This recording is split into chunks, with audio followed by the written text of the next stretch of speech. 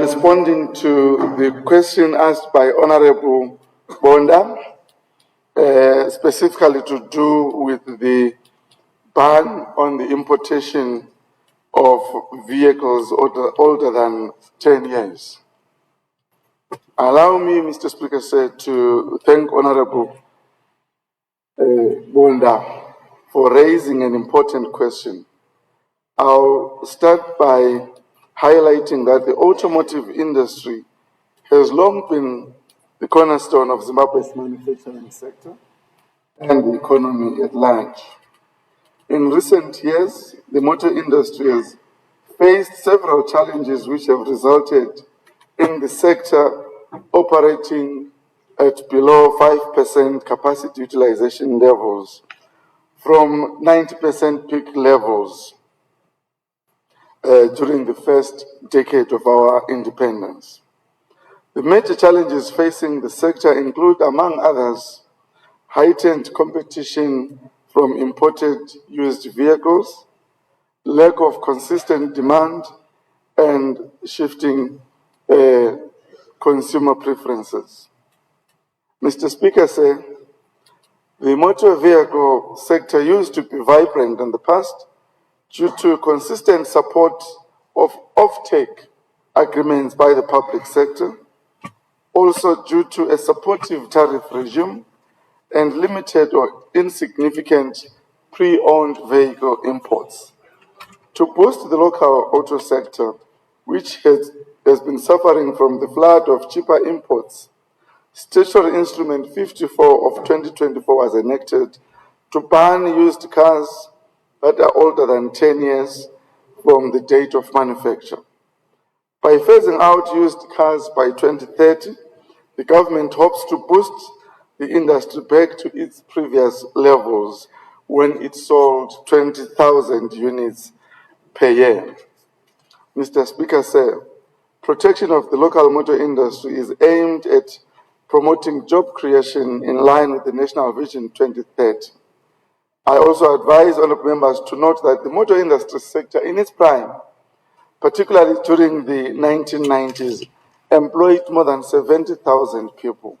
And these jobs were distributed across a range of supporting industries, which included the tyre manufacturing when Dunlop was a significant force, glass production through auto glass, as well as the production of exhausts, fabrics, carpets, suspension components, and paint, to name a few. However, a substantial decline of approximately 80% in employment has occurred across all subsectors due to the stiff competition the local assemblers are facing. The significant reduction has contributed to the closure of key companies like Dunlop and Autoglass, the demise of downstream businesses within the value chain, and the decline in production at Willowville Motor Industries and Devon Engineering.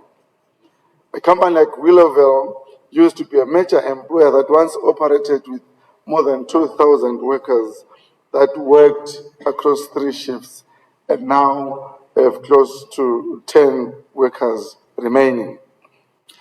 Mr. Speaker, sir, plans within the sector are to enhance value chains, as several potential players are interested in entering Zimbabwe's local motor industry value chain through manufacturing and assembly.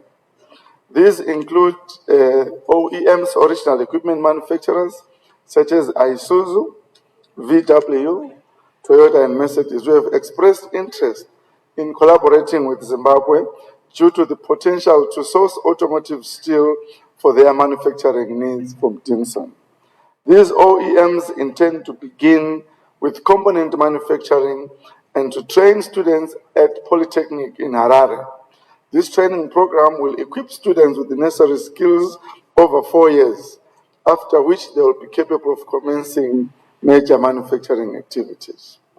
Mr. Speaker, sir, by 2017, there were only 22 countries on the continent that did not have any restrictions with the aim of reducing trade imbalance on second-hand imports. There were 27 countries on the continent with age restrictions. Approximately 664 million has been spent in 2023 alone on the importation of motor vehicles in this country. I conclude, Mr. Speaker, by highlighting that the ban is part of the Zimbabwe Motor Industry Development Policy, which aims to revitalize the industry and create a more favorable business environment.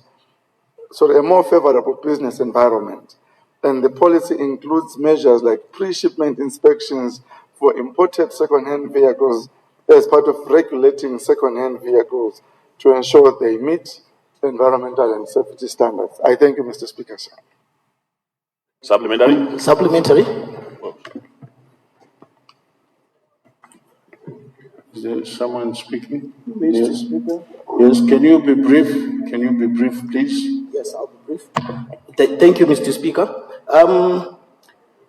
Thank you for the comprehensive answering that I got from the Minister.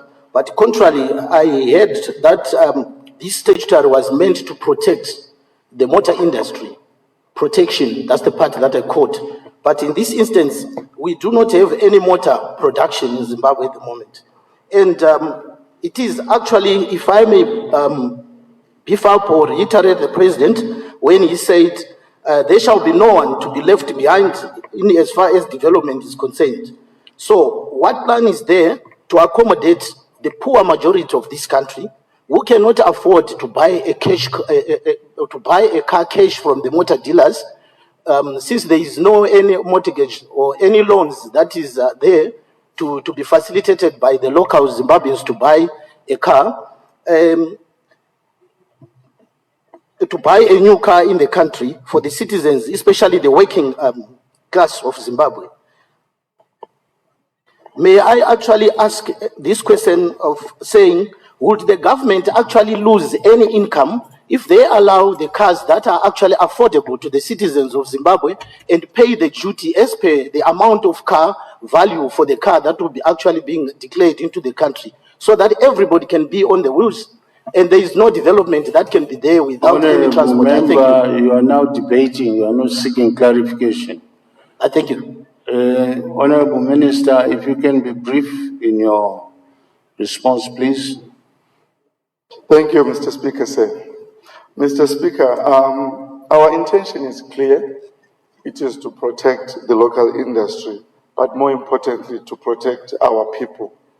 We have inadvertently become a dumping site. Mr. Speaker, when you go around our country and you see the vehicles that have now broken down or are beyond any use, it's because we were allowing vehicles to come here without any restrictions. Mr. Speaker, our program, I was shy of mentioning some of the programs that we are coming up with because we are nearing finalizing them and having formal announcements on. We will be able in the short term to have local assembly of private cars that will be in the range of between $10,000 and $18,000, with the finance institutions coming on board to allow for payment terms. We believe that this offers our consumers, whom we think cannot afford, better payment terms than the road deal that we are getting. But more importantly, we are bringing jobs back home. We are expanding, especially on the value chains, where some of the components will progressively be localized. That's why we think that it is very important that we restrict the vehicles that are coming into the country. And 10 years is still very concessional. We think as we move forward, we will be considering even reducing the years. Thank you, Mr. Speaker, sir. Thank you very much, Honorable Minister. Supplementary? Now, comparatively, I think 10 years is reasonable, comparatively in terms of what the other countries are doing. So, Leader of Government Business, Government Chief Whip, sorry. Mr. Speaker, I move that we allow the Minister to deal with some of the questions that are directed to him, question number 60, 61, and 62.